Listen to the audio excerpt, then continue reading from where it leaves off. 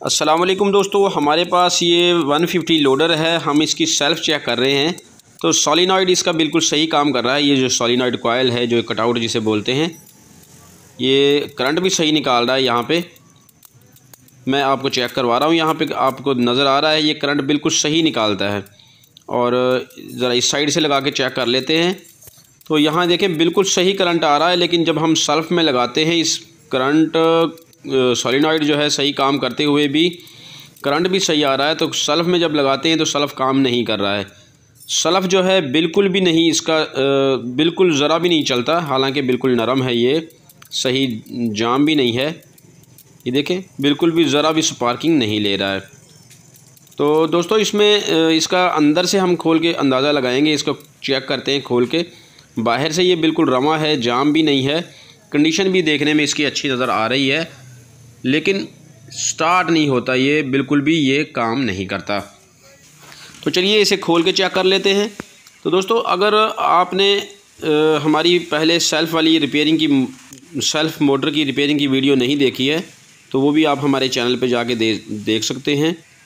और ये बोल्ट जो है दोस्तों इसमें 6 या 7 नंबर के लगे होते हैं। तो ये आप खोल लेंगे, दोनों खोलने के बाद जो है इसकी कंडीशन का पता चल जाएगा। और दोस्तों इसके साथ साथ ये है कि हमने सेल्फ़ अगर काम नहीं करता उसकी क्या वजूहात हो सकती हैं, तो उसके बारे में भी हमने अपनी वीडियो अपने इस चैनल पे डाली हुई है, तो वो भी आप जाके देख सकते हैं। तो देखें दोस्तों इसकी तो बहुत ज़्यादा कंडीशन ख़राब है। ये बुश भी इसका उखड़ा हुआ है इस प्लेट का। और आर्मेचर इसका निकाल के देख लेते हैं, फ्रंट प्लेट इसकी निकालेंगे। तो देखें दोस्तों यहाँ पे इसकी कार्बन प्लेट बिल्कुल तबाह हो चुकी है और ये इसका बहुत ज़्यादा बुरा हाल है अंदर से। तो इसमें जो है बहुत ज़्यादा जो है कार्बन जो है वो बिल्कुल जल गए हैं अंदर से। ये बहुत ज़्यादा कार्बन बना हुआ है, तो इसकी हालत जो है बहुत ज़्यादा ख़राब हो चुकी है। तो हम इसका आर्मेचर और इसकी कार्बन प्लेट बाहर निकाल के चेक कर लेते हैं। तो कार्बन तो इसके दोस्तों बिल्कुल टूटे हुए हैं और ज़रा भी बिल्कुल साथ नहीं है। ये देखें बिल्कुल अलग-अलग हो चुके हैं। तो इसका हमने आर्मेचर निकालना है। आर्मेचर हम निकाल के इसका जो है चेक करते हैं। तो ये देखें आर्मेचर भी इसका ब्लास्ट हो चुका है, जल चुका है बिल्कुल यहाँ से। ये इसका हमने जो है तब्दील करना पड़ेगा, इसकी रिपेयरिंग नहीं चलेगी। आर्मेचर इसका तब्दील करें और ये कार्बन प्लेट हम इसमें नहीं लगाएं। ये देखें इसकी भी बिल्कुल बुरी हालत है, इसके कार्बन वगैरह टूट चुके हैं। और अंदर से अगर देखते हैं दोस्तों इसके जो है ये मैग्नेट सिस्टम इसका अंदर से बिल्कुल ठीक है। मोटर इसके अंदर से बिल्कुल ठीक नज़र आ रही है इसकी सफाई वगैरह करके। तो बाकी चीज़ों का हमने इसमें अंदाज़ा लगाना है, इसमें एस्टिमेट लगाएंगे कि आर्मेचर और इसकी बैक प्लेट और इसकी जो है कार्बन प्लेट ये सारी की सारी कितने की आती हैं। वरना तो मेरा तो ख्याल यही है कि इसका हम चेंज कर देंगे, नई जो है सेल्फ़ मोटर लगा दें तो ज़्यादा बेस्ट रहेगा, बेहतर रहेगा। ये देखें बहुत ज़्यादा जो है इसमें नुकसान हो चुका है। ये इसका आर्मेचर बिल्कुल फारिग है और इसका ये बुश भी जो है यहाँ से उखड़ चुका है इस प्लेट के अंदर से। तो इसको भी अगर दोबारा लगवाएं तो ये जो है बुश भी ज़्यादातर सही सेंटर में नहीं लगता और ज़्यादातर कामयाब नहीं रहता है।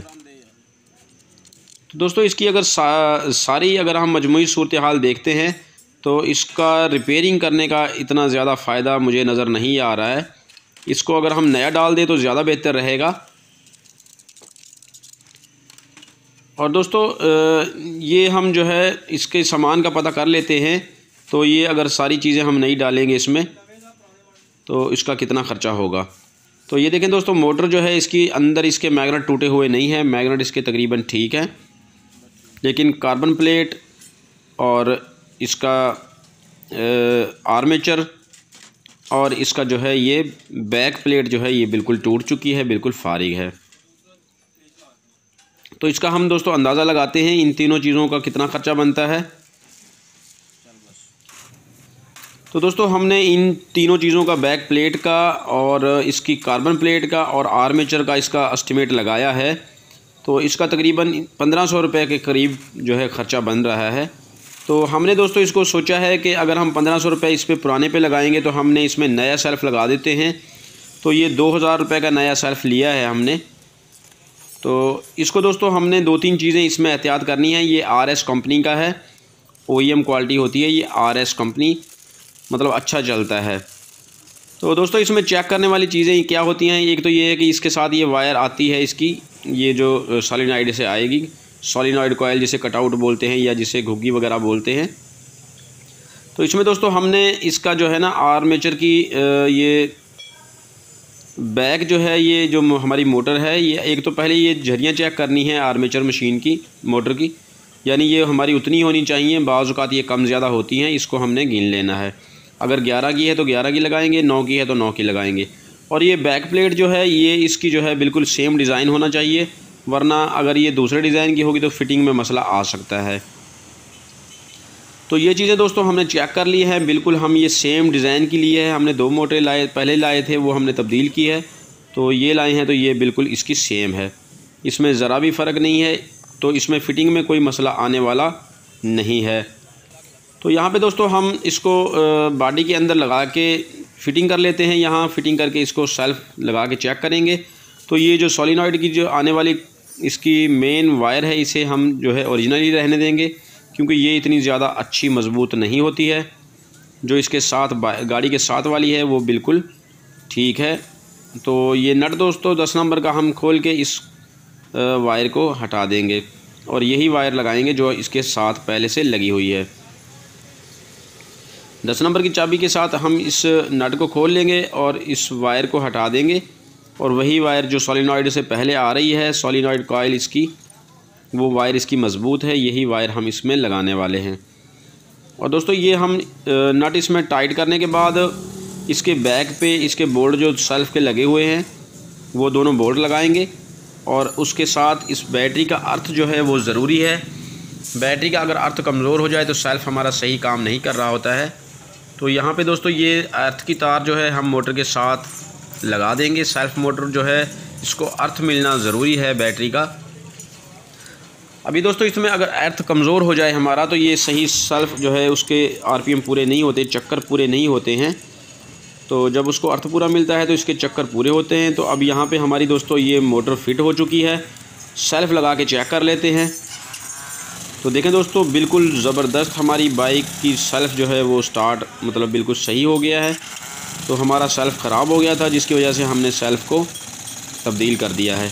मतलब वो हम रिपेयरिंग कर सकते हैं लेकिन उसमें ख़र्चा बहुत ज़्यादा है और फिर भी वो पुराने का पुराना ही रहेगा। तो उससे बेहतर है कि हम इसमें नया सेल्फ़ लगा दें, सिर्फ 500 रुपये के ख़र्चे का फ़र्क है।